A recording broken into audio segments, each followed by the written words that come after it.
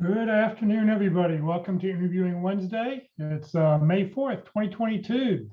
The pit crew does not have a regular candidate today, so we'll be replaying a speaker who we had several months ago talking about behavioral interviewing today. For those on Zoom, if you have any questions about the presentation, please just put your questions into the chat box. For those watching on Facebook, you're welcome to put your questions in the comment field. At the end of the presentation, we'll be glad to answer any questions that you have. If you'd like to network with each other, please feel free to put your information into the chat box. Please note this event is being recorded. It's currently live on Facebook. The recording will be on the Career DFW Facebook page and the Career USA YouTube channel for others to view in the future. By participating in this event, you give consent for your name and picture to appear. Please note that any comments you put in the Zoom chat window will not appear in the recording. And I happen to see that Charlotte, I think she's in the Atlanta area, has landed a project management position. So congratulations to Charlotte. Thank you. Well, good afternoon, everybody. My name is Jeff Morris. Back in 2008, I started a website called careerdfw.org to help those who are unemployed in the Dallas-Fort Worth area. In 2012, I started a second website, careerusa.org, to help those around the United States. I have written a book called What I've Learned About Your Job Search That You May Not Know. It is available on Amazon for 15 bucks, or if you see me, I'll be glad to sell it to you for $10 a piece. Since 2007, I've been facilitating and leading the North Dallas Plano Career Focus Group. The group's been around since the late 1990s. I took it over in 2007. And I'll tell you about our upcoming program at the end of this session. And since 2017, I've been a member of the practice interview team. The practice interview team has been around since the mid, like 2014, 15. And the Dallas Pit Crew is a great way to practice your interviewing skills. Remember, your resume and your LinkedIn profile is not going to get you a job. It only gets you a phone call.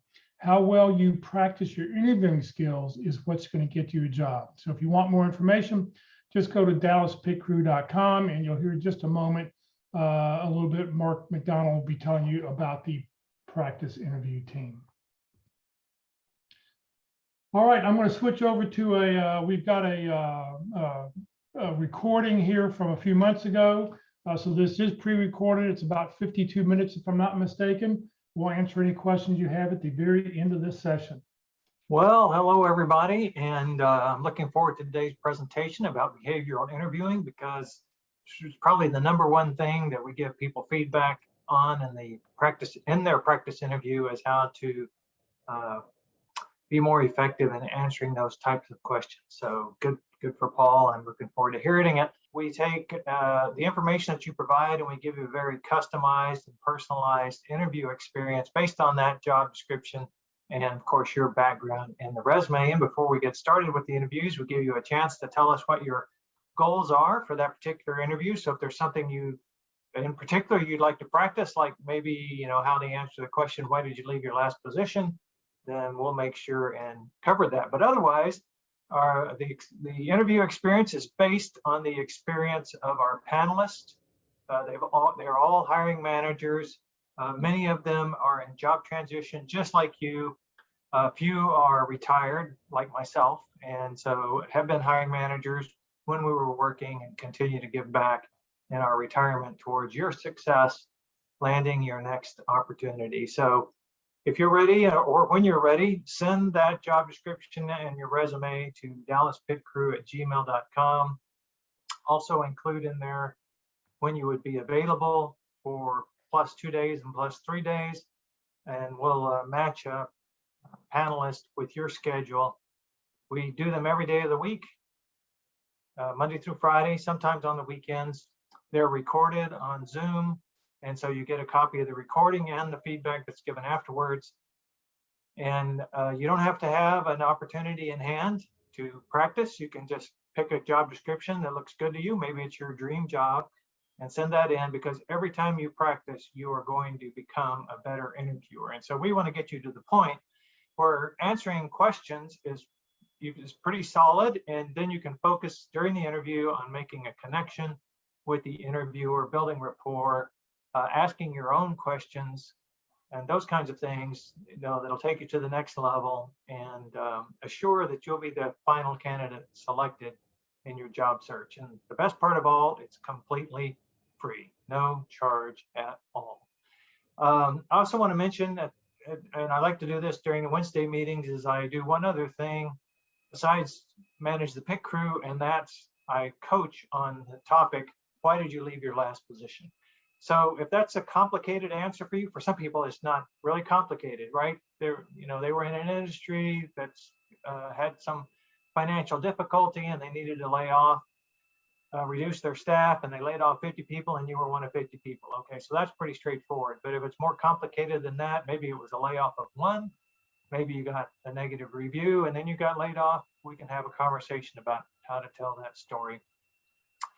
And so that's a coaching session, and we do that one-on-one confidentially. So if you'd like to take advantage of that, just send an email to Pit Crew email and we'll schedule a time for that. Just put up my LinkedIn profile. All you have to do is put in a little message that says we met on Wednesday afternoon at Interview Wednesdays, and I'll add you to my network, and that'll help you find people inside your target companies in the Dallas-Fort Worth area. That's the big advantage of joining networks, and joining anyone's network is you get access to their connections as well. Well, good afternoon, everyone, and welcome. We look forward to today. I really believe that behavioral interviewing is one of the strongest ways we can demonstrate the three things that we sell to what they're buying in an interview, which is who you are, what you do, and how you can help. I'm really glad that Paul's going to share his knowledge. I know he's done a deep dive into that. And I can remember picking up behavioral event interviewing. I'm not going to tell you how many years ago, but it is really such a strong tool. So today should be a good session. But I like to help people with their interviewing skills as well. So I offer the free interview success workshop. And so the workshop part comes in the fact that it's very informal. I'll cover categories of questions. You get a question out of each of the 11 categories. It's kind of it's not a smooth interview. It's really the fundamentals and basics and approaches, strategies, options, structures that you might use to responding to that kind of category of question. So that once we get a handle on those basics, then we can work on the real interview. And it's similar to basketball. If you can't dribble and you can't shoot, no need to go out on the court. So we need to learn to dribble and shoot in our interviewing as well. So that when we get out on the court, we can use those tools to be successful. So look me up on LinkedIn. The About section gives details of it. You will get a video of your interview. You get a video of a handout, also with a lot of information about what I'm covering in the workshop itself. And so I enjoy just having a good time. The whole purpose is to increase our skills and thus our confidence in an interview. So it's great to have confidence when you go into an interview. We'll go over some of the things you can prepare in advance. We'll go over some options that you can look at. I'd like to have you feel comfortable on how to answer the salary question, whoever asks it, the opening, the closing, those kinds of things that we cover in detail. So sign up, send me an email to my Yahoo email address, and I'll be glad to give you some availability dates, and we'll get you scheduled.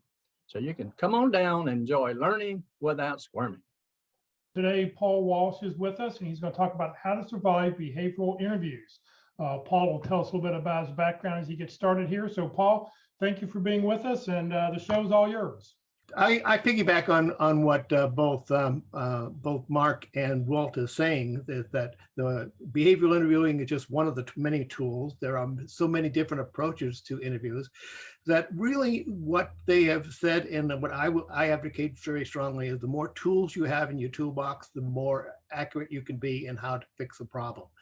If you only have one tool and that tool is a hammer, then it's no problem if all your issues are nails. But if you want to open up a Swiss watch, well, that hammer will get the Swiss watch open, but you might not like the rest of the results. So having the right tool is be able to do it. So the more you can learn about the various different interview styles and approaches and techniques, the better off you'll be. I'm here today to talk about behavioral interviews and where that comes from and how you can survive it. And what I'm going to do is I'm actually going to tell you a little bit about myself. I've been in the HR business for over 20 years. I've been also worked in the information technology and the logistics management fields as well. But my first love and always has been is the human resources. That's why I received a master's degree in HR. And early on in my career, after I left the military, I was certified by DDI and Zinger Miller in their approaches to behavioral interviewing. And using that knowledge, I've conducted well over 1,800 interviews using BI and English and in Spanish, helping companies and my clients be able to get to where they wanted to be. I've also trained hundreds of HR professionals, hiring managers, leaders who have worked throughout the entire world, who are in the position to be able to use behavioral interviewing to select the proper candidates. And like Mark said, I'm a part of the Dallas pit crew as well. So I enjoy that process and helping others prepare for the interviewing. The agenda for today is I'm going to talk about the interviewer. This is the reason I'm talking about the interviewer and how he or she is prepared for the interview. I'm going to go ahead and talk about the interviewer and what training the interviewer receives in order to be able to effectively use a behavioral interview.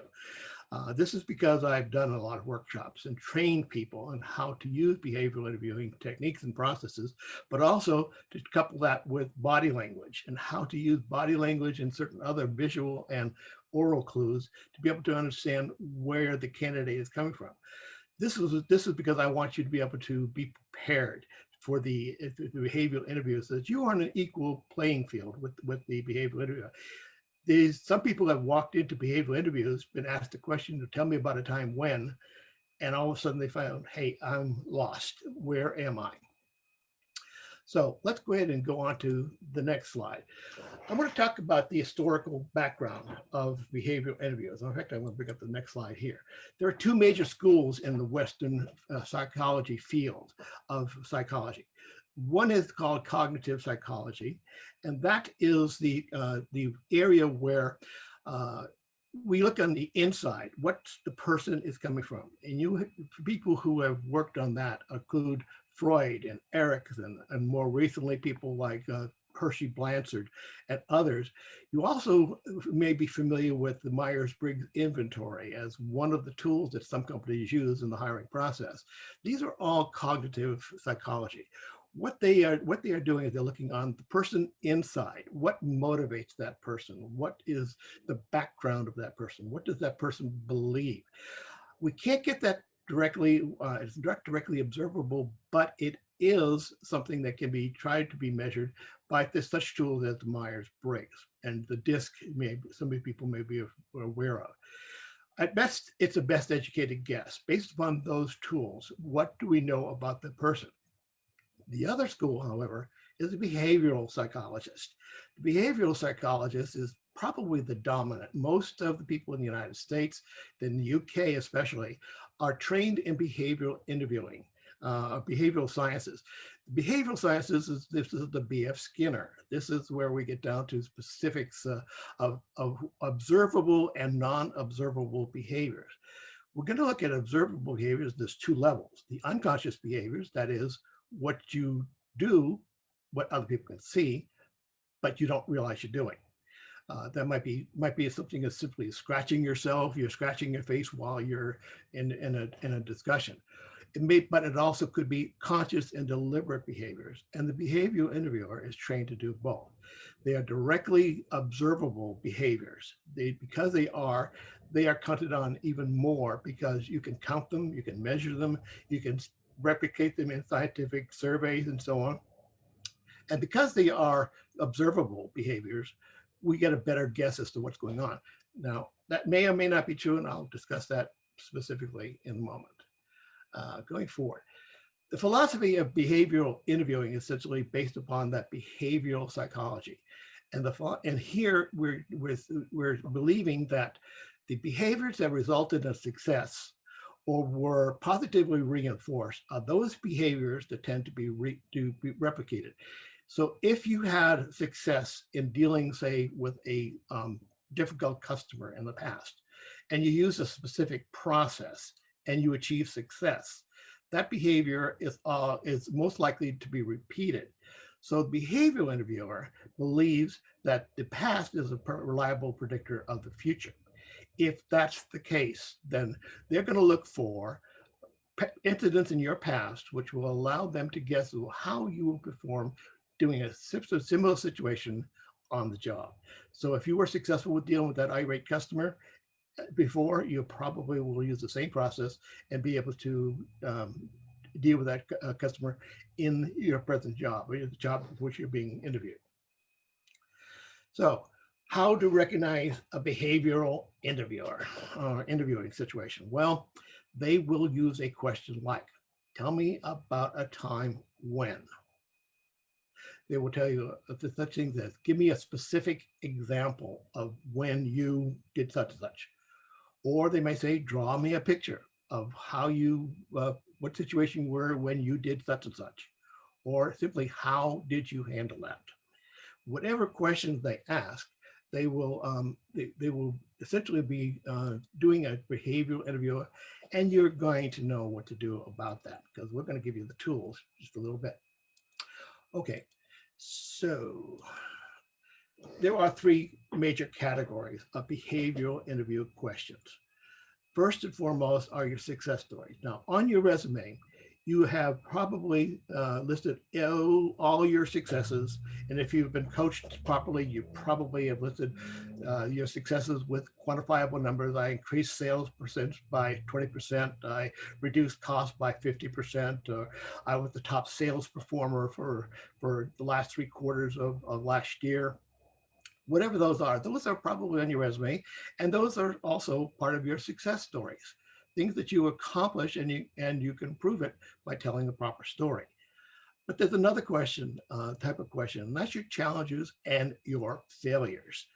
The challenges are what you did when you were in a difficult situation.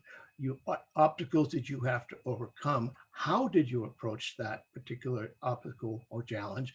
And what was the results? But you notice the second part of that was failures. Now, I don't know of anybody that has ever put on their resume that I was colossally messed up this particular sales approach and I lost a $2 million sale.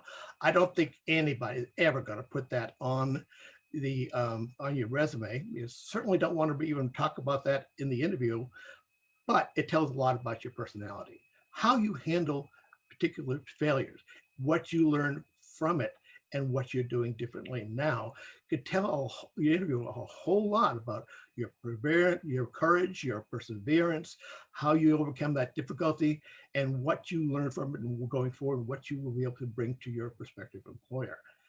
The third category is interpersonal dynamics. There will be questions on your behavioral interview which will ask you about how you dealt with a colleague who is particularly obstinate or difficult to work with, how you dealt with a supervisor or a superior, or how you dealt with a subordinate. Or the most critical is how you dealt with a customer who was having issues with your organization. Those types of questions are absolutely critical because this is going to determine how well you fit into the organization. So being ready with interpersonal dynamics types of survey questions rather will be good for you because you'll be ready for that type of question. This is the structure of behavioral interview responses, and we call it the STAR format. The STAR format is essentially what situation were you facing when, in some detail, but not too long, maybe 1 or 2 sentences. What were your tasks and responsibilities related to that particular situation? And what were your specific actions, not your team's actions, not your company's response, not what your boss told you to do, but what were your specific actions? And I'll give you an example later in this presentation of how a person actually handled a crisis situation. But most importantly is the results. How did it turn out? What resulted from your effort, your specific efforts? Now, there are some organizations that use a different format called the SAR or PAR, P-A-R, instead of the STAR format. Some people say it's just a fancy acronym, but it's much more than that. The PAR approach essentially combines the first two into what is called a problem. I resist that simply because all the situations you face may not have been a problem.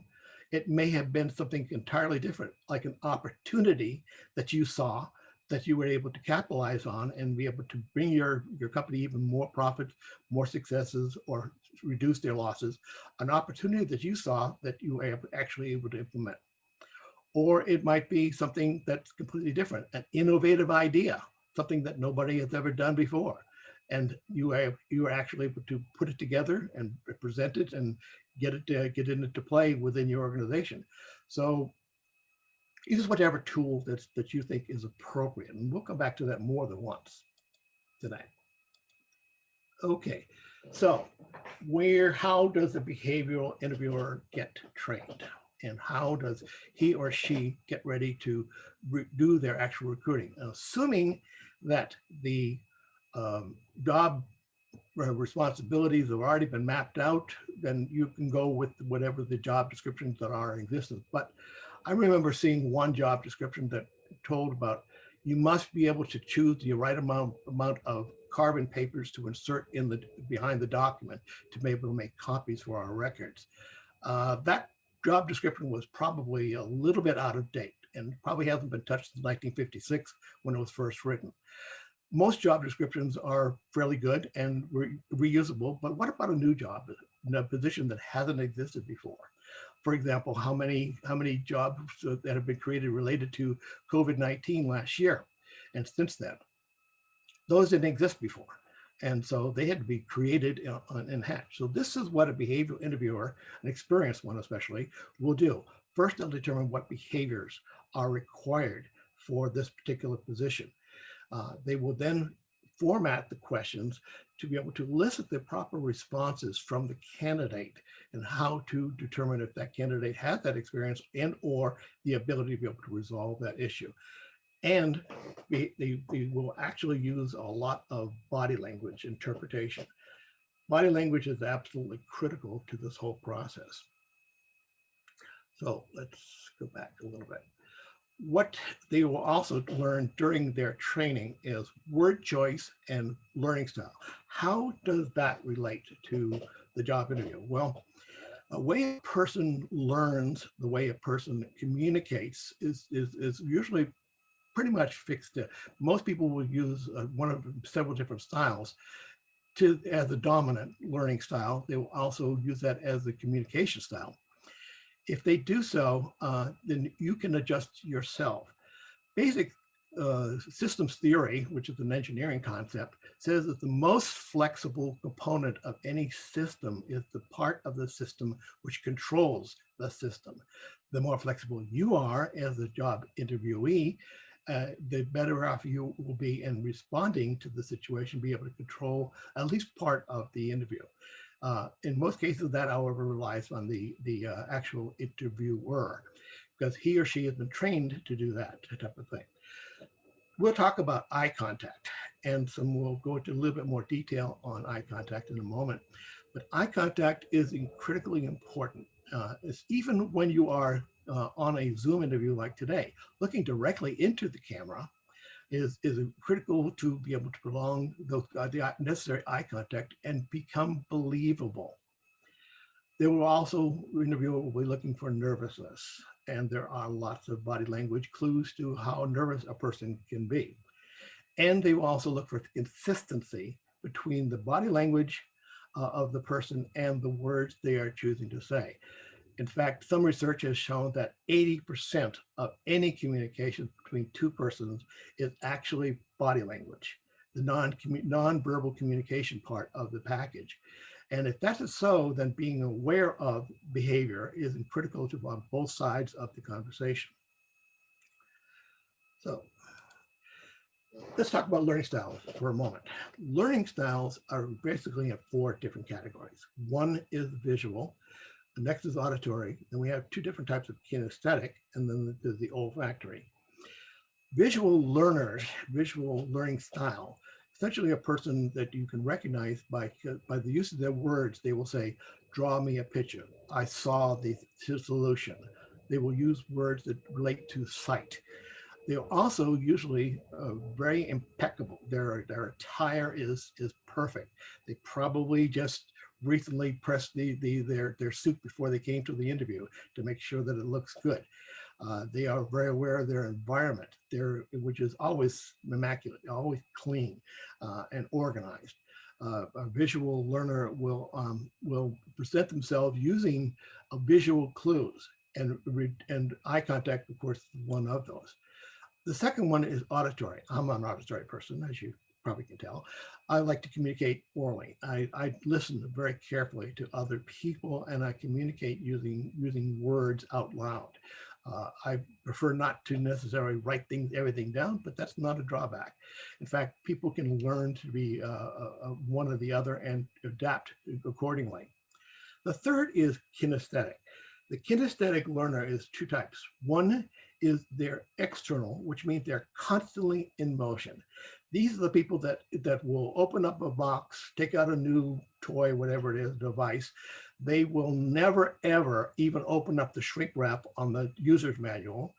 They will immediately sit down and start poking at it and trying to make things work, when they learn by doing rather than learn by a lecture or reading a manual. Because they are such, they are constantly moving around, fidgeting. It may be interpreted as nervousness, but it's simply part of their nature. The other part is the internal or emotional. If you know anything about Greek at all, Greek language, means inside.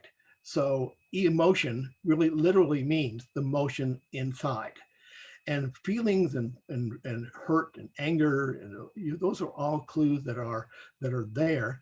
And the kinesthetic, internal kinesthetic learner will be a person that moves, that can be very moody, can be very thoughtful, but also can feel very deeply. A concept like patriotism will be a very important part of their lives, as certainly was of mine. The fourth category is olfactory. And people say taste and smell. Well, okay, yes, but actually this is true. I remember being in an interview where a person came in who was probably not the most hygienic person in the world. And I knew that immediately this person would not be a good fit for the organization, because cleanliness was part of the overall culture into which he was going to be emerging. And I could tell right away that that person probably would not fit very well within the organization and with the team. So those are factors that do affect the job interview, and that's what they're looking for. Now let's talk about one of those, especially the visual learner. The prolonged or erratic eye contact can be a very important clue, but especially for a visual learner. A visual person will be very comfortable with prolonged eye contact. However, a person who is an auditory or kinesthetic probably will not be very comfortable. They won't be able to maintain long eye contact. They will be thinking about things, and their eyes will be moving around. They will be uncomfortable. A visual interviewer, however, will start to interpret that this person is lying to me because they're not making eye contact with me for very long periods of time. That's not true. It is not true. It's only true if both parties are visual learners. If the prolonged eye contact doesn't happen, then there might be a factor along that. But if there are any other learning style, they probably will be uncomfortable with prolonged eye contact. So the instructor of a behavioral interview workshop will probably point that out and coach the interviewers to make sure they understand that particular process. There are also in eye contact concerns around culture, gender, and social norms that affect the amount of eye contact. There are some cultures where a woman, for example, is not allowed to engage in prolonged eye contact with any male. That's something that's part of their culture, perhaps might be their religious background, or it might be from some other reason that you want to make sure that you understand that prolonged eye contact may be uncomfortable for another reason other than they're lying to me. So also the handshake. Now with COVID-19, we don't do that a whole lot anymore because of the fact that we can transmit germs. But prior to COVID-19, Handshake was a very important part of the first interaction. It was the first time that you actually touched the other person very often. And a firm handshake was a good sign of a person that was confident and poised and ready to take a job, especially if there were serious responsibilities to that job, like in the leadership or management role. Open hand, they're taught to use an open hand to be able to avoid things like crushing fingers like this. You've seen that. And there's also clues to your personality as to how confident you are. But again, there are gender norms. Some people are, because of their religious background or their cultural background, do not touch on their first contact. And that's something you have to be aware of if you are an interviewer, because that is something that you have to not only acknowledge, but respect, because you're going to really cause some issues. As a person who is being interviewed, you also have to be aware of the fact that this might be a norm for them. Or might not be a norm. So a handshake is something that probably we may see going out of the way because of the COVID-19 issues, but it's still around for some places. Now, nerves. These are mostly unconscious behaviors. How do you display your nervous condition? Well, I'm going to talk about that in more length in a little bit. But these behaviors that you exhibit are observable by the trained interviewer. He or she looks for those types of things. And when you are nervous, they begin to look a little bit more closely. So you want to be aware of your behaviors as the interviewee, but you also, as an interviewer, want to be aware of your own behaviors and how you perceive the interviewee. So we go into a great deal about unconscious behaviors, especially if they relate to the nerves. They may be responses to situations or questions that they may ask or be challenged on. And it does have a direct relationship to the learning style of the individual on both sides. So being aware of that is important. So I want to introduce a new concept, evupunctive behavior. Now, you won't find this in any dictionary anywhere. It's a term that I coined several years ago to explain behavior that is affected by the presence or absence of an authority figure. And I want to explain that just a little bit more, I think. Let me give you an example. You're driving down the road on the interstate. You look over to your right and you see the posted speed limit is 70 miles an hour. You glance down at your speedometer and you find out you're doing what? 72, 75, 80. Now, don't raise your hands because we have this thing called the Fifth Amendment in the United States. But how many of you really do that kind of thing? Now, you get to the top of the hill and you look forward at the bottom of the hill, there's a blue and red light flashing. A state trooper has pulled over some driver. What do you do immediately? Well, first thing almost everybody will do is hit the brake. And the second thing you will do is glance down to your speedometer and slow your speed down to the point where you are probably doing 68, maybe even 65. So when you're passing by that state trooper, you are well within the speed limit. Those are examples of both types of behavior, but the absence and the presence. The first one was the absence of the behavior of the authority figure, and the second one was with the presence of the authority figure. Now, I'll give you one more example and we'll close this particular point. How many of you have ever used what my grandmother used to call colorful language? These are the words that usually have 4 letters in them, and occasionally you let one of those rip in a particular situation to express your frustration, etc. Many people do that. Some people don't even realize they're doing that, but many people do that type of thing. But now let's put an authority figure, like let's say the pastor of your church. Do you ever use that kind of language around there? Or if you were in a court in front of a judge, or the ultimate authority figure, your mother. How many of you will actually use that kind of language in front of your mother?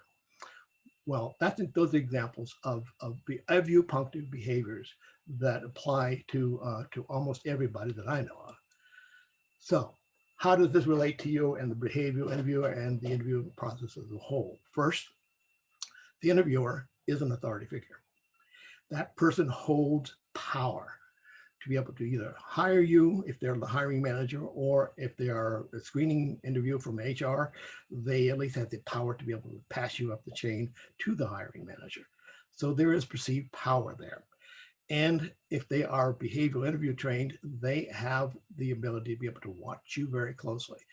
It's one of those situations where you might feel very exposed, and it may be uncomfortable, but I'm here to try to give you some tools to be able to handle that. How do you recognize behavioral interview, evupunctive behaviors rather? The way to do it is not to ask, what am I doing? What is this? Behaviors are mostly unconscious. Some of them are deliberate, but mostly unconscious, but they are observable by the interviewer. And especially if he or she has been trained to look for those behaviors. They are very often misinterpreted. Just a little while ago, my wife walked into me, and as I was preparing for this interview, and I'm sitting right underneath the air conditioning vent in my office. When the door is closed, it sometimes gets pretty cold in this room. As a result, my arms were crossed. Now, many people have been told that when your arms are crossed, you're probably defensive, or you're withholding information or trying to protect yourself. In actuality, it's because I'm right below the air conditioning vent. So it's may be interpreted, and the best way to, of course, to do that is to handle that is to ask the question, wait, are you cold, or what's going on? Now, how do you, if they're unconscious, how do you actually find out that you have this behavior? Many of us do exhibit certain behaviors. I see people playing with their hair. They'll be clutching their necklace or something like that. They may be doing things that they are totally unaware of, but other people can see. So let's say you find somebody that actually will be able to coach you. I happen to have a granddaughter who noticed that I sometimes, when I'm really pensive, I'll play with my wedding ring. When she asked me, why do you do that so often? I told her, well, it's because I'm thinking about how much I love your grandma and you. And she seemed to be happy with that answer. But I didn't realize until she pointed it out to me that sometimes I actually do that. So being unaware of it, I wasn't able to address it, and I didn't even know what's happening and what other people might think about that. What does that mean? I didn't know it because I couldn't address it. I didn't know that was happening. Now that I do, I can address that specific behavior. So what examples do you see of evupunctive behavior? Well, there are four major categories. First is verbal clues. The verbal clues include rapid speech. People who are just going on and on and on, like perhaps I've been doing today. This means that, that there are some issues that are involved that you're really often very not aware of, but there's also a lot that you can be aware of, such as the non-words, as you probably heard people go, My favorite is basically. Basically, what's really happening there is people are caught unaware, unprepared, and are trying to think of an answer, and those non-words just fit in there to fill the airspace. They don't really contribute anything to the conversation. However, they can come out very quickly. The next is voice. Some people will talk with a monotone and hardly ever vary their speech. And you know how quickly that can cause somebody else on the listening side to fall off and nod off to sleep. There are also people like me who are very melodic. And that too can be too much of a good thing at certain times. I emphasize certain words and emphasize certain actions. I also use body language sometimes to be able to reinforce the words that I'm speaking. Those are types of things that people do without even realizing it. They may go too slow and cause people to tell them to hurry up, or they're talking too fast. They're also raising and lowering questions. If you say, for example, I am the best fit for the person, I'm the best, or very most fit person for this job, you end on the uptone, it ceases to become a statement. It has become a question. And that is how it's perceived by other people. And specifically, it could be a death blow to your efforts if you don't sound confident. On the other hand, the lowering of your voice does have an effect, because lowering your voice and ending on a downward pitch, actually reinforces it as being a firmer, definite statement. And as a result, it will have more impact and effect on your overall result. There's also a lot of body language too. People that pull their ear, they'll push the hair back, they'll stretch without even realizing they're doing it. All these type of body language behaviors can really affect the quality of your response to any question or concern that the behavioral interviewer might have. And he or she is trained to look for that. There are also gestures, such as pointing with your finger. That's not a good thing to do.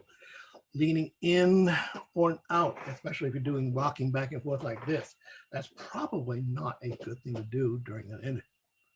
Also fidgeting, pulling your hair, playing with your jewelry, whatever. Those type of behaviors indicate that there's some nerves there, and the behavior interviewer is trained to look for why that is the case. So how do you change evupunctive behavior? Assuming that you have somebody that you know and love and trust to be able to inform you of the fact that you are exhibiting these specific behaviors, it requires first that you raise it to your conscious behavior. You have to raise it to the conscious level to know that you're doing it. I mentioned the wedding ring earlier. I didn't know I was doing this. I can't change it. Now, knowing that I do know about it, I can make a conscious decision to not do that, or to be at least aware that I sometimes do that. And when you are trying to overcome an evupunctive behavior that you may be exhibiting automatically, and you recognize that there is such a behavior, and somebody has been able to, who loves you or cares about you, has been able to show you that is observable, then you can practice it. You must be consistent on it. It takes, on the average, 2 weeks for a new behavior to become a habit. And if you are willing to take the time and be consistently aware, every time I feel myself playing with my ring, I'm going to say, no, I shouldn't be doing that, and stop it, do something else. So again, the way to overcome the nervousness, the evupunctive behaviors, is be ready with a proper answer. Now, in every field, there will be certain qualities and characteristics you can expect in the interview. If you are, for example, in the financial field, you're going to expect an answer about integrity, honesty, accuracy. These are questions that you're going to be asked about during the interview. So if you have a specific example from your past that you can put into the STAR format, this was the situation. I was faced with it. I was working in accounting, and I noticed a particular problem, blah, blah, blah. And you go on with a specific story, then you can address their concerns, and that's one more check mark in your favor on that checklist. So STAR is a really good tool to be able to help you prepare for that interview. Okay, some of the questions that typically come up during a behavior interview, and I'll give you these examples, but there are tons more, and I'll show you where to get those in a little bit. Tell me about a situation when you are dealing with a troublesome colleague.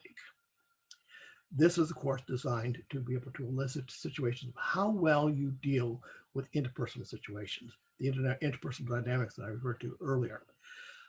And this is very often used to determine how well you will fit into an organization. I remember one person in an interview told me about how during the introduction to the team, one person attempted to belittle him right away and physically attacked him and landed a punch. And this person took him down and knocked him down to the ground. Well, that immediately set up lots of red flags for me, because this person is comfortable with violence in the workplace. This is kind of behavior that you don't want to do. You don't want to be able to tell about. So how did you deal with a troublesome colleague? Tell us a lot about how well you handle difficult situations, your interpersonal skills, how you were able to resolve the issue without resorting to overwhelming violence or bringing the hammer down on that person. Describe a situation when you succeeded in a difficult situation. So they want to know more about how you handle difficulties, failures, problems, issues, obstacles. How did you handle a setback or a failure? And again, remember I told you about failures are important revelations on your part about how your character works, how you think through things, how you deal with it and the outcomes of the type of that type of particular situation. That tells a lot, again, about your fit for the organization. Another typical question is describe the most innovative idea that you have had and what happened. How well were you innovative and how well were you able to sell the idea through your interpersonal skills? There will be another one. One that I see a lot is, what is your biggest regret in your career? You don't want to talk too much about, hey, I took a job and I screwed it up and I got fired after being there for 2 weeks. That's probably not something you want to talk about. And it's certainly something that you want to avoid. But there are sometimes when you made decisions that you probably said, well, in the back, looking back on it, I probably should have taken X job instead of the Y job. I probably would have been happier. That's something you should be able to relate and tell what you learned about this. Then another question, particularly to our leaders, is how did you motivate your colleagues in a particular type of situation? These are questions that are typical, and there's lots more, and I'll show you where to get those in a moment. Tell me about an experience with an upset customer or client. This is critical. Remember, every business is in business to be able to sell things or sell products or services. And if you are in products and services business, then if you did deal successfully with an irate customer or a person that wanted more than what they thought they received and what they were due, then how you dealt with that particular situation is going to be critical. Again, the STAR format is critical to be able to address that particular situation. And now relating to our specific company, what is the most critical experience that you've had which will help us move forward? This might be something that should be well prepared for, because remember, they're not hiring you just because you need a job. They're not hiring you because you need a paycheck. They're not hiring you because you have 2 children and a mortgage payment due. That's not why they're hiring. They're hiring you because they have a need, they have a pain, they have some gap in their capabilities, and they are considering you to be the person that's going to help that problem, that issue, make that pain go away. So what experiences that you have comes from more what you have done to research the company and the organization. If you know dramatically this particular company is in an industry that is exploding, then you know one of the problems is bringing on new talent and retaining them properly. Then you could be prepared to help address that particular issue. You're going to be seen as the perfect fit. If, however, you don't know anything about the company or the industry, and it's something totally new for you, then they're going to go pass on you for somebody who's more qualified. One of their favorite questions is, where do you see yourself in 5 years or 10 years? Well, I'm not sure that's a great question anymore, because very often people don't last for 5 years or 10 years. They may be a person that's looking here just to get the basic credentials and experiences on their resume, and they're going to move on to something where they feel that they can expand and grow and get more money. That's where do you see yourself in 5 years? Well, you can actually design a STAR response to that, be able to say, what do you plan to do, how you're going to get there, and what actions you're taking and are going to take, and what results you are expecting from it. So there is an applicability of the STAR format to that particular type of question. There will be questions about your challenges. There will be questions about multiple projects. There'll be asking questions about how well you handle things under pressure. And those are all really valid questions, and they can all be answered with the STAR format. Okay. All right. Now, the online resources that are available to you that I've identified, the most important one, I think the most complete one is on LinkedIn. LinkedIn has an area where they actually list all of the most common interview types of questions, including behavioral interview. And you can actually drill down to specifically focus on behavioral interviewing questions and be prepared. They also list why they are asking that type of question. In other words, what are they seeking to know about you? And they also tell you how to prepare and format your response to be able to do that. They also have videos about a number of things about how to frame an answer to almost any interview question or situation. There are also similar offering on job sites such as Career Builder, Indeed, ZipRecruiter, and Glassdoor. However, you usually have to be signed up with those particular job boards and getting their job offers in order to be able to access some of those resources. But there are just so many things available on the internet. You can use Google to get out to them and ask the 10 most common interview questions and how to answer them. You do that search and you will find a number of different resources that are available. Many of them are free.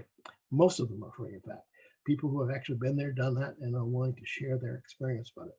So search for common interview questions and search specifically for behavioral interview if you anticipate that that is going to be the type of interview that you are in. So we are at the part where you get to participate. Jeff, I don't have access right now to the. Yeah, well, the first, Michael says, I found it very successful to put the R first in the discussion to get the interviewer's attention. So I guess tell the result first in your star story. What are your thoughts on that?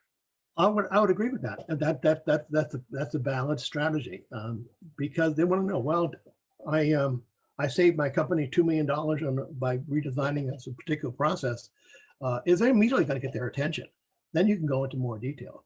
The idea of a star story, any star story, whichever order you prefer to take it, is that you are dealing with an actual situation, but you're doing so in a succinct manner. 90 seconds to about 120 seconds is the average for a good star story. If the interviewer has more concerns about it, then they're going to drill down. They're going to ask you more in-depth questions to tell, how did you do that? What was your thinking process? They will go in there. So if you do start off with the results, then that's a good point. You definitely got their interest. If I save, you can save their money. If you can cut down on their costs. If you can build up new revenues, that's going to get their attention. So I would say if that works for you, then absolutely you want to go for it. Okay. Leslie said, I've heard that we should gently match the behavior of the interviewer in things like speed of speech and posture. Yeah, that's called pacing. And pacing is simply that, just mirroring the image. However, be careful. I was once in an interview where I was meeting with a financial services manager, and he immediately started pacing me and my wife as we were thinking about investing some money with their firm. We both, having been trained in this particular process, we both recognized what was going on immediately, and he was trying to manipulate us. Well, Matt, tell me, imagine yourself 3 years from now, what you're going to be looking at, etc. That type of pacing can actually be intrusive. And if a person is trained and experienced and looking for it, that can actually turn you off. We decided to go with a different financial services as a result of that, because we just did not feel that we were going to be, we did not want to be manipulated. And if you are in the job search and you start doing that, do so with caution. Because if he or she recognizes what you're doing, that's the immediate death row. You're not going to succeed. But do it so succinctly, very carefully, to be able to do that. In fact, when I met my wife, I had just been trained in one of those processes. I was using it to the utmost because I thought this was the most exciting woman I've ever met, and it backfired on me because she was trained, not only trained in the same process, but she was the certified trainer of people using that particular process. I felt, very exposed at the particular situation. So, but must have turned out right. 36 years later, 4 children and 6 grandchildren. I must have done something right. But she said, I was so flattered that you were trying so hard. I was intrigued. But be careful. Be careful about using that pacing process. And if you detect there's some irritation on the part of the interviewer, turn it off immediately and just be natural and behave and respond. Let them take the lead.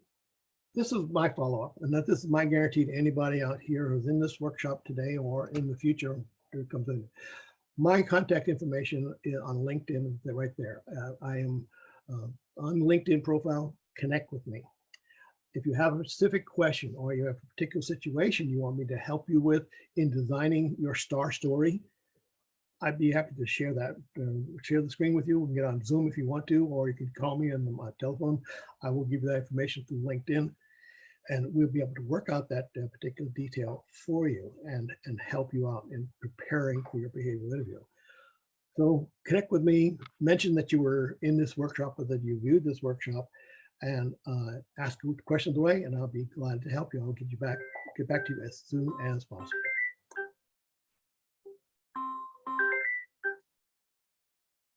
All right, that is Paul's presentation. I hope everybody, hope you learned something from it. I always find it very fascinating.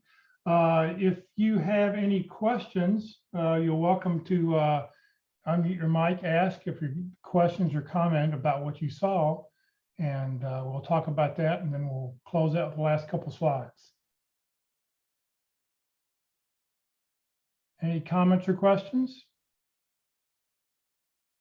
Rusty says, is this recording available? Yes, I will have it uploaded to YouTube later this afternoon, and you'll be able to go back and view it under the networking playlist, and I'll point that out in just a second. All right, let me just close out with a couple finishing slides here. If you'd like to reach out to Paul, here's his LinkedIn profile. I looked it up today, so it is current. So if there's anything you'd like to reach out to Paul, you can reach out to Paul. And like I said, he'd be glad to answer questions for you.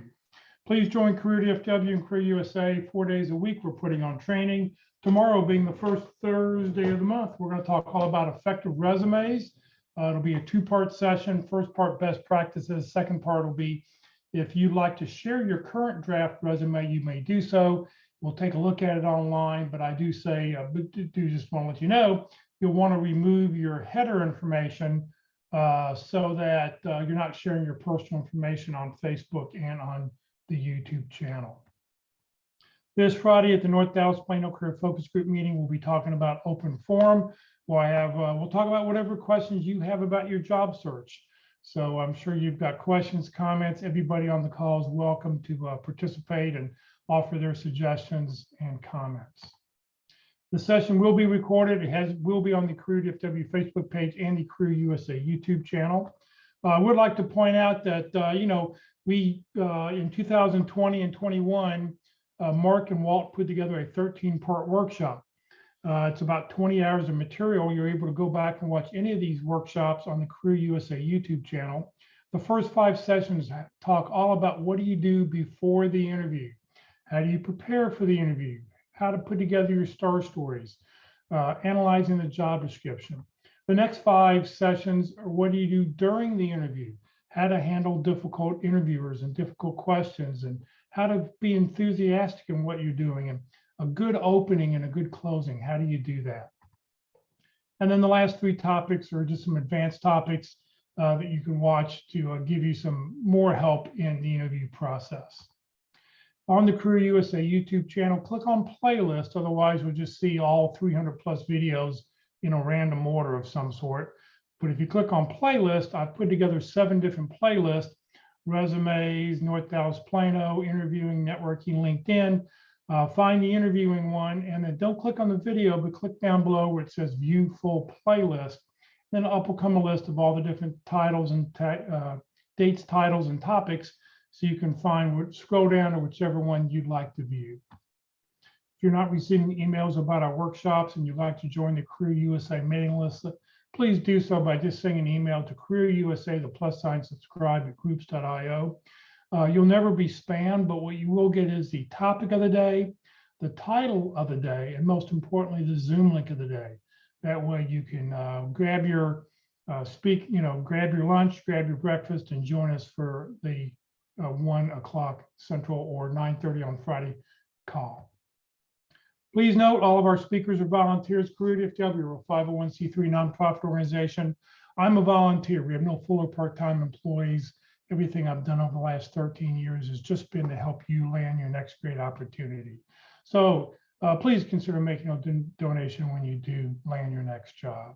So thank you very much for joining us today. Once again, Charlotte, congratulations on your new job. And for everybody else, hopefully we'll see you tomorrow. Thank you, Jeff.